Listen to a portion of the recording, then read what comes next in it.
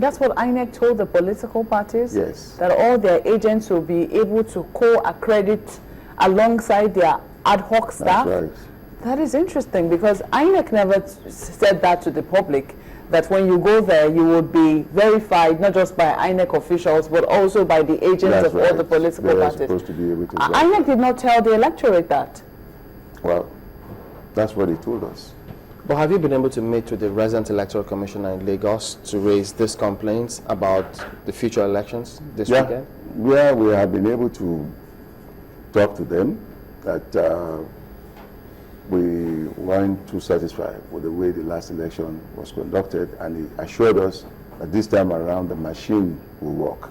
We're hoping that the machine will work, and but this time around, we are trying to be better prepared than we did the last time by making sure that the process of auditing of materials given to INEC, we also participate.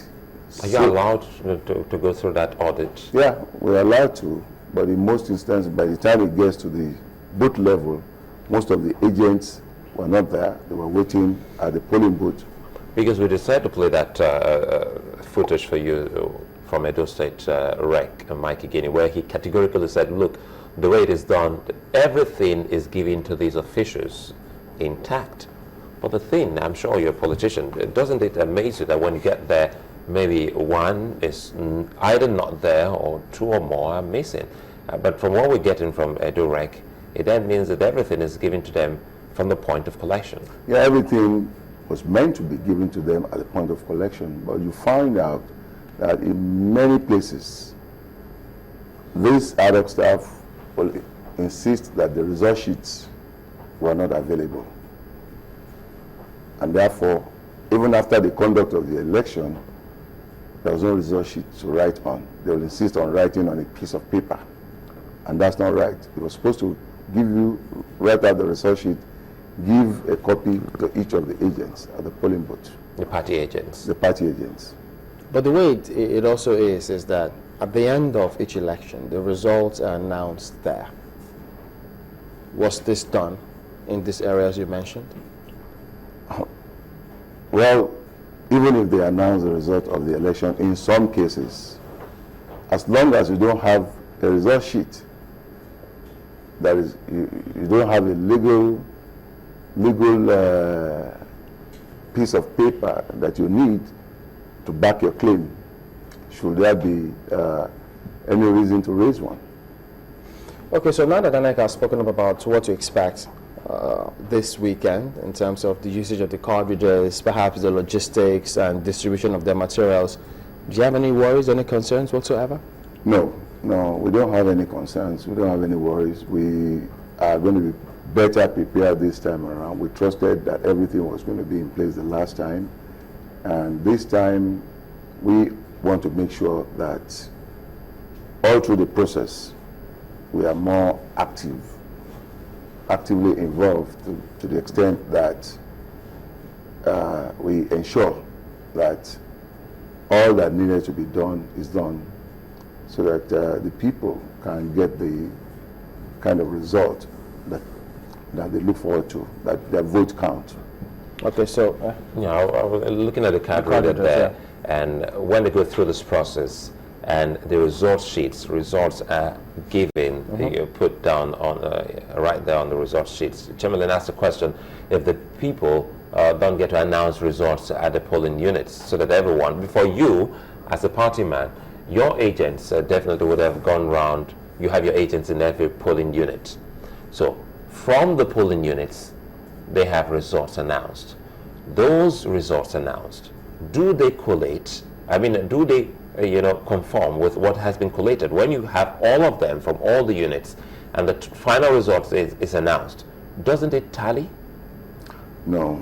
See, what happened at the last election was an aberration.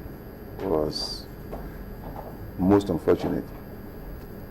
We have situations where most of those results were not only unannounced, most of the ad hoc staff do not even go to the next collation level. They go to the local government to do their collation. That is not right. There are different stages of collation. From a polling booth, you go to the ward collation center to collate the results. Then from the ward collation, you go to the constituency collation or the local government collation, as the case may be. But the last time, in many places, that did not happen, particularly in those areas where election held very late or the election took place the following day. Most of these processes were not observed.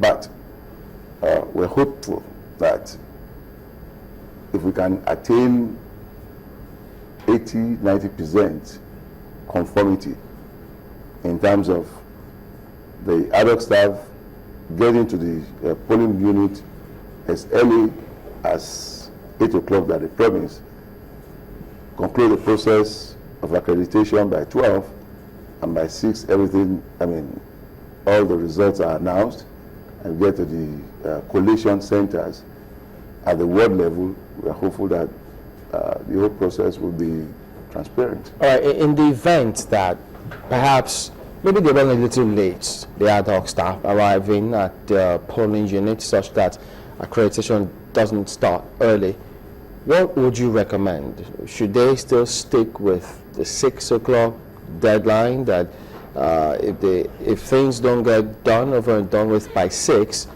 everybody comes back the next day, or 7 or 8 p.m.?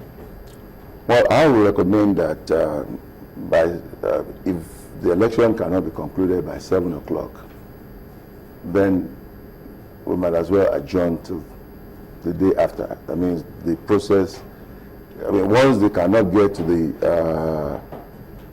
the polling unit before 12 or 1, which was what INEC told us. That's for accreditation? For accreditation. Because you have 4 hours of accreditation. Which is supposed to start by 8, isn't it? 8 to 12. But if you can't get, if the INEC cannot get to the polling unit by 12. I think INEC increased it by 1 hour. It was 8 to 1, so you had 5 hours. Okay, 5 hours. So if you have 5 hours and you can't get there before 12 o'clock, that means you won't conclude accreditation until 5 o'clock. Then if you go into that election, there's no way it will be concluded before 9–10.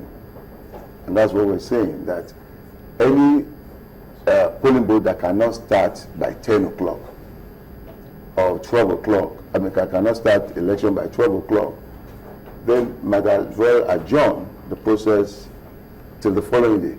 So we know that that place was not ready for Saturday. Then everybody will know it will be for the following day, rather than people queuing up all day, believing that the election will hold, and at the end of the day, it won't hold, and the same people come back the following day.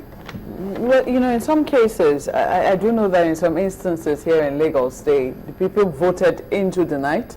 In some cases, they even voted into the morning. In some cases, only accreditation was done on that day. They came back the following day to vote. Did you monitor instances of places like that? Yeah, we did. Were you satisfied with the conduct of the voters there? No. Where we were satisfied with the conduct of the voters is what was worrisome was the conclusion of the process at that spot, either in the counting, in the dark or partially darkness.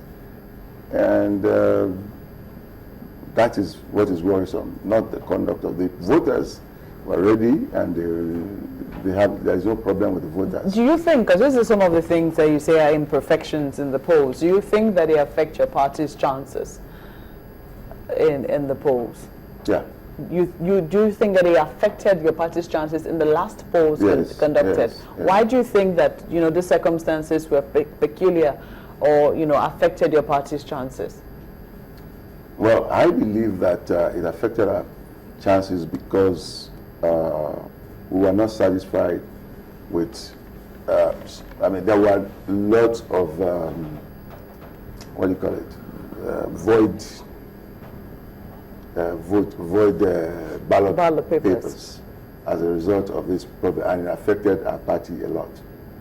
All right, Mr. Ramon Owokoniran is the Director General, Jimi Agbaje Campaign Organisation, or that's a member of the PDP. Thank you for coming on this morning, and all the best. Thank you. Just hang on. We'll have to go for the headlines now with Imana Amawe.